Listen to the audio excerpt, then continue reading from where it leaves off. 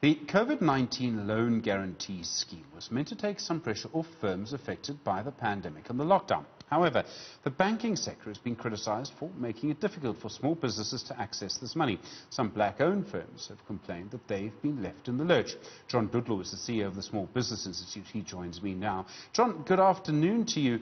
200 billion rand was made available through this scheme. It was a major chunk of the R500 billion that was at one point referred to as a stimulus package, and yet so little of this money has actually been used by small businesses. Good afternoon, Stephen. It's good to be here.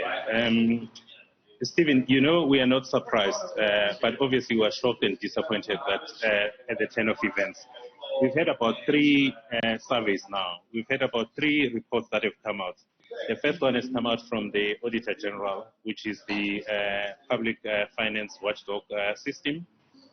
We've had our own COVID survey. We surveyed about 200 surveys that have been done around the impact of COVID during the COVID period. Now, that's the first groundbreaking study of a broad sweep of all the surveys. The outcome is the same. The outcome is that the small business segment of the economy, which creates about 28% of the formally employed jobs in South Africa, have been failed both by the private sector as well as by the government system. So what we've also found, which is very disturbing, is that around the assistance measures that have been made available by government, the most disappointing aspect of it has been twofold. The money has been slow in trickling down to those who need it, especially the small businesses in South Africa. And the reason is twofold. The first one is the qualifying criteria are too stringent. The second one is we've used the formal system during very extraordinary times.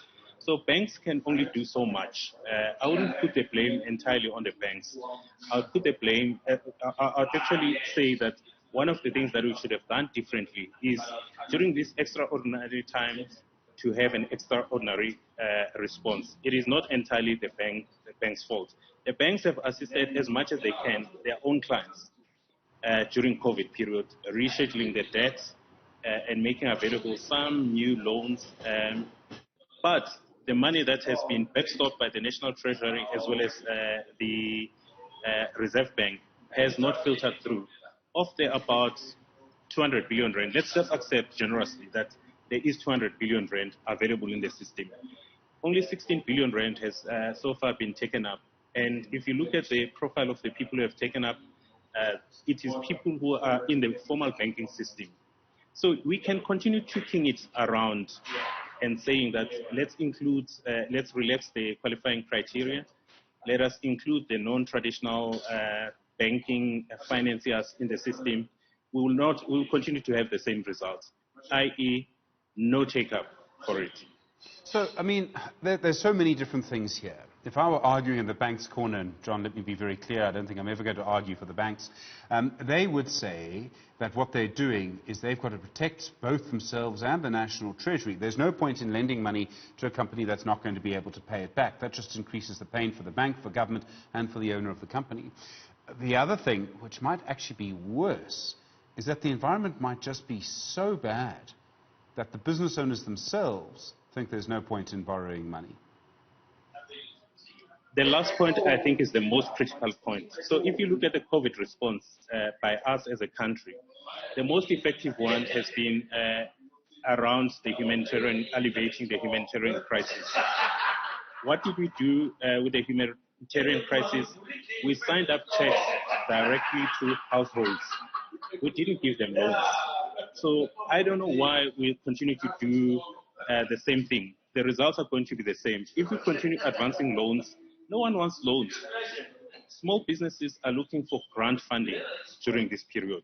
So we have to change our approach. So there was a very interesting study that came out last week from the IMF. It basically says to governments, please do not withdraw the financial and economic assistance that you've given to the economy. Please continue giving it to the economy, to households, as well as to firms, because we don't know how long the pandemic is going to last for. So our government, and hopefully next week when the Minister of Finance comes out, is not going to give us more loans. He's going to actually direct grant funding towards small businesses to help them survive.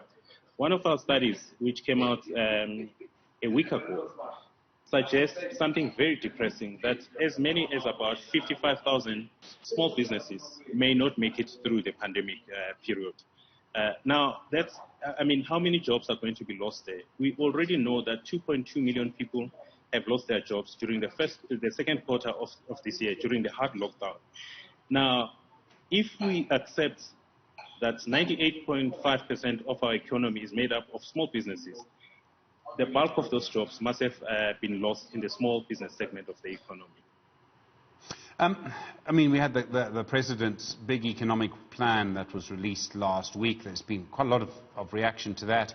Is that going to help small businesses at all? There were big promises about jobs, but big promises about electricity, which is also a crucial factor here. Stephen, I think we have to welcome it. Obviously, it's very late in the day, but better late than never. There are a few things that we have to do differently for this to be effective. The first one is we welcome the fact that small businesses have been mainstreamed into the conversation during COVID. And if you look at the common thread running through the President's speech from last Thursday, he's talking about the main role that has to be played by cooperatives as well as small businesses. However, you can always have these good intentions. There are good intentions in the NDP, which says that 90% of new jobs must come from the small business segment of the economy by 2030. However, how do you make that a reality? We can do a few things. The first one is we have to ensure that in this massive infrastructure program, the work is cut up, the projects are cut up in such a way that they are accessible to small businesses. The second one is that we should not actually forget about the fact that localization is the new game.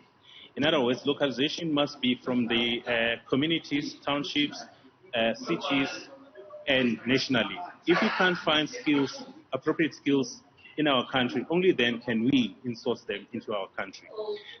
And then we have to be very deliberate about directing assistance to small businesses so that they access these opportunities. Otherwise, we're going to have the same results that we've had up until now. John Ludlow, CEO of the Small Business Institute, do appreciate your time tonight on The Pulse. Thanks very much.